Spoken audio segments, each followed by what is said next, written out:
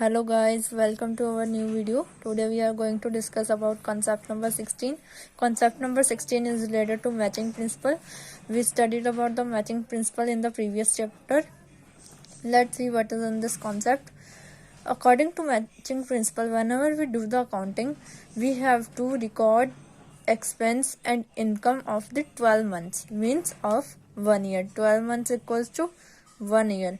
मतलब ये है कि मैचिंग प्रिंसिपल्स के अकॉर्डिंग हम क्या करेंगे, अकाउंटिंग जो भी हम करते हैं, किसी भी बिजनेस की अकाउंटिंग करते हैं तो हम एक्सपेंस और इनकम जो होंगी हम सिर्फ 12 मंथ्स की रिकॉर्ड करेंगे, सिर्फ 1 ईयर की रिकॉर्ड करेंगे, ना लेस देन 12 मंथ की करेंगे, ना मोर देन 12 मंथ की करेंगे, ना तो 12 महीने से कम की करेंगे, ना 12 महीने से ज़्यादा की करेंगे। अब अगर लेस देन 12 मंथ की, क्योंकि कुछ लोग पैसे जो है वो नेक्स्ट ईयर देते हैं, तो उस केस में हम क्या करेंगे, कुछ लोग एडवांस भी दे देते हैं तो वो मोर देन 12 मंथ हो जाएगी। उस केस में हम क्या करेंगे, रिकॉर्ड तो हमें कितनी करनी है, सिर्फ 12 मंथ्स की। ठीक है, लेट्स सी। पहले हम बात करते हैं एक्सपेंस की। ये सारा एक्सपेंस से रिलेटेड है, ठीक है, एक्सपेंस। फिर हम इनकम से रिलेटेड आगे पढ़ेंगे। ये है हमारा एक्सपेंस, ठीक है। अब एक्सपेंस के केस में क्या होता है, जब लेस देन 12 मंथ्स है तो हम रिकॉर्डिंग कितने की करेंगे, कितने हमें पे करने हैं। सबसे पहले हमारा आता है, हम सैलरी को लेकर चलते हैं। सैलरी जो है हमें अप्रैल से लेकर मार्च तक, अकाउंटिंग पीरियड जो हमारा होता है वो अप्रैल से मार्च होता है, तो हमें कितनी की करनी है। अब अप्रैल से जनवरी तक पेड है, अप्रैल से जनवरी पेड है, मतलब कि कितने महीने की पेड है, 10 मंथ्स की पेड है, ठीक है, 10 मंथ्स की पेड है। और जैन से मार्च तक नॉट पेड, जैन से फेब 1 मंथ, फेब टू मार्च 2 मंथ, मतलब 2 मंथ्स की नॉट पेड है। तो जो पेड है प्लस नॉट पेड, 10 मंथ्स की पेड है प्लस नॉट पेड 2 मंथ्स की, टोटल कितने मंथ्स की हो जाएगी, 12 मंथ्स की। ठीक है, टोटल 12 मंथ्स की हम रिकॉर्ड करेंगे। और जो नॉट पेड वाली है, जो पेड है उसे तो हम एक्सपेंस के नेम से ही चढ़ाते हैं कि सैलरी दिस एंड दिस। जो नॉट पेड है उसको हम आउटस्टैंडिंग, अगर सैलरी है तो आउटस्टैंडिंग सैलरी, रेंट है तो आउटस्टैंडिंग रेंट, ठीक है, आउटस्टैंडिंग आगे लग जाएगा। जो चीज़ पेड नहीं है पर हमें रिकॉर्ड करनी है 12 मंथ्स की, तो ठीक है, आउटस्टैंडिंग लग जाएगा उसके आगे। अब इन केस अगर मोर देन 12 मंथ्स है, उस केस में हम क्या करेंगे, रिकॉर्ड और जो पेड कर, रिकॉर्ड तो हमें 12 मंथ की करनी है, चाहे हमने पेड हमने ज़्यादा कर दिया तो उस केस में क्या है, सपोज रेंट है, रेंट हमने एडवांस में पे कर दिया, अप्रैल से हमें कब तक करना था, मार्च तक, हमने कर दिया जून तक, ठीक है, 3 महीने एक्स्ट्रा कर दिया, अप्रैल मई जून 3 महीने का एक्स्ट्रा कर दिया, तो हमने पेड कितने का कर दिया, 15 मंथ्स का। एक्चुअल में कितना था करना है हमें, 12 मंथ्स का ही तो रिकॉर्ड करना है, 3 मंथ्स का एडवांस हो गया। जो एडवांस वाला उसको हम किस नेम से चढ़ाएंगे, प्रीपेड, एडवांस वाले को प्रीपेड, और जो हमारा नॉट पेड वाला उसको आउटस्टैंडिंग, मतलब जो हमने पे नहीं किया है वो आउटस्टैंडिंग है, जो हमने पे एडवांस में कर दिया है, 1 साल से ज़्यादा का कर दिया हमने 1 ईयर में, तो वो प्रीपेड है। 1 साल से कम का किया है, कम का किया है हमने, सपोज 12 महीने होते हैं 1 साल में, हमने 9 का किया है या 10 का किया है, जो 2 का या 3 का नहीं किया वो आउटस्टैंडिंग के नेम से। और अगर ज़्यादा 2-3 महीने का ज़्यादा कर दिया है तो प्रीपेड, ठीक है।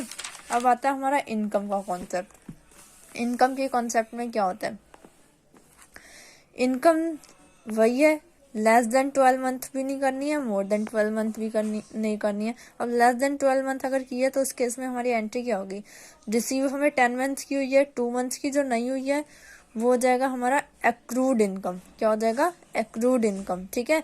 वहाँ एक्सपेंस को हम किससे, आउटस्टैंडिंग के नेम से चढ़ा देते हैं, यहाँ पर एक्रूड इनकम हो जाएगा, ठीक है। एक्रूड इनकम और एक्रूड जो भी है, रेंट है या जो भी है, मोर देन 15 मंथ उसे हम चढ़ाएंगे अनअर्न्ड के नेम से। या आउटस्टैंडिंग की जगह एक्रूड आ गया, या प्रीपेड की जगह अनअर्न्ड आ जाएगा। एक्सपेंस के केस में हम आउटस्टैंडिंग और प्रीपेड यूज करते हैं, इनकम के टर्म्स में हम एक्रूड और अनअर्न्ड यूज करते हैं। सेम वही है, 15 मंथ्स का 3 मंथ्स का एक्स्ट्रा हो गया तो 3 मंथ्स का अनअर्न्ड इनकम के नेम से आ जाएगा, ठीक है। अब हम इन्हें पढ़ते हैं डिटेल में। देखो, outstanding expense, due but not paid, मतलब कि ड्यू है हमने पूरा पे नहीं किया है, तो ये एक्सपेंस क्या होता है, डेबिट नॉमिनल रूल के अकॉर्डिंग, नॉमिनल अकाउंट के रूल के अकॉर्डिंग एक्सपेंस क्या होते हैं, डेबिट। अब हमने पेड किए 10 मंथ्स के, करने थे 12 मंथ्स के, 2 मंथ्स के नॉट पेड हो गए। तो अगर जो 10 मंथ के हमने पेड किए उसकी एंट्री क्या होगी, expense account debit to cash, क्योंकि इसमें हमारा कैश चला गया है। क्रेडिट व्हाट गोज आउट, इसलिए टू कैश आ गया। रियल रूल हमने पढ़ा था, रियल अकाउंट का rule, credit what goes out, तो टू कैश यहाँ आ गया। ठीक है, अब हमारा आता है कि जो नॉट पेड है उसकी एंट्री क्या होगी, expense account debit to expense outstanding.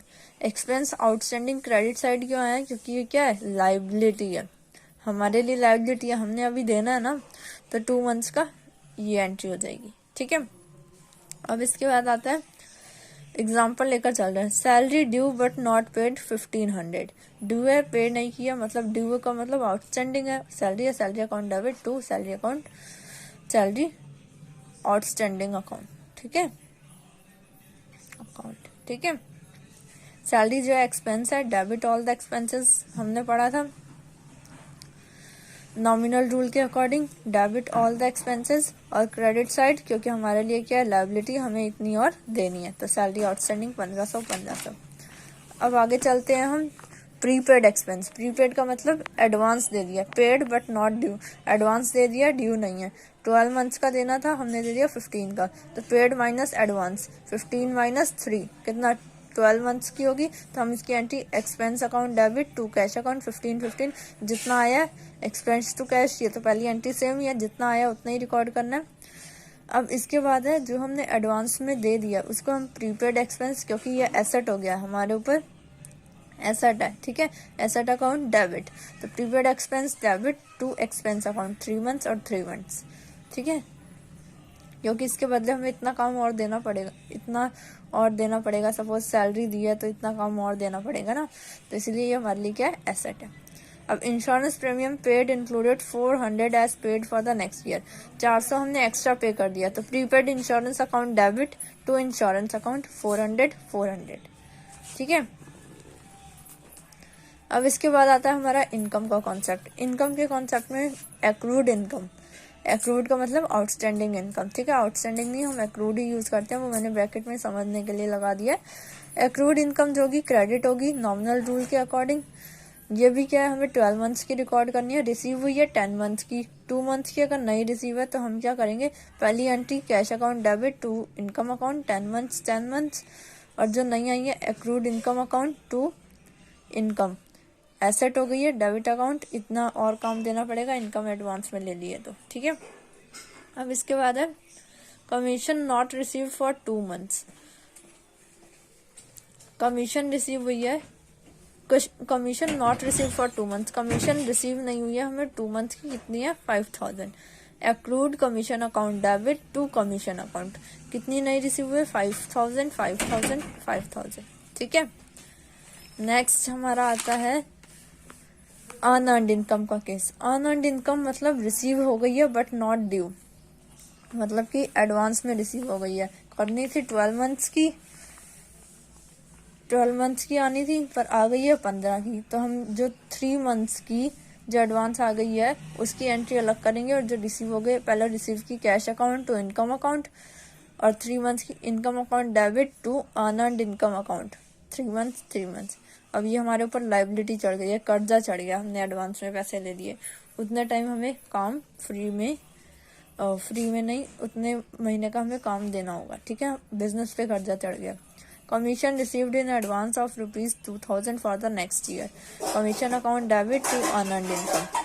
ठीक है, लाइबिलिटी साइड आती है, ये एंट्रीज आपकी यहाँ पर खत्म होती है। इसके बाद हमारा आता है नेक्स्ट कॉन्सेप्ट आते हैं, वो हम नेक्स्ट वीडियो में करेंगे। Thanks for watching this video.